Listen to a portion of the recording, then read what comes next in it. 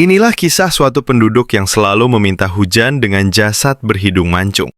Tatkala Abu Musa al-Asy'ari radhiyallahu ta'ala anhu menaklukkan kota Tustur, maka penduduk Hurmuzan menemukan jasad seseorang yang hidungnya panjang.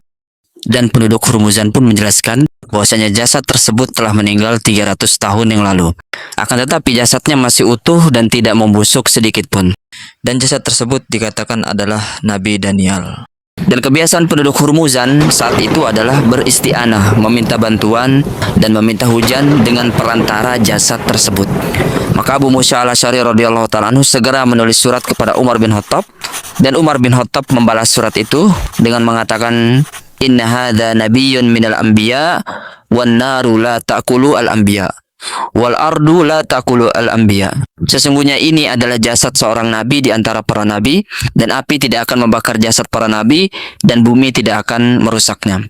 Maka hendaklah engkau dan salah seorang sahabatmu menguburkannya di tempat yang tidak ada seorang pun yang mengetahuinya kecuali kalian berdua. Kemudian aku dan Abu Musa pun pergi untuk menguburkannya. Maka aku pun berkata kepada Abu Aliyah, "Apa yang kalian lakukan dengan jasad nabi tersebut?" Abu Aliyah mengatakan, "Kami menggali di sungai yang airnya dibendung sementara, sebanyak 13 lubang kubur yang terpisah-pisah.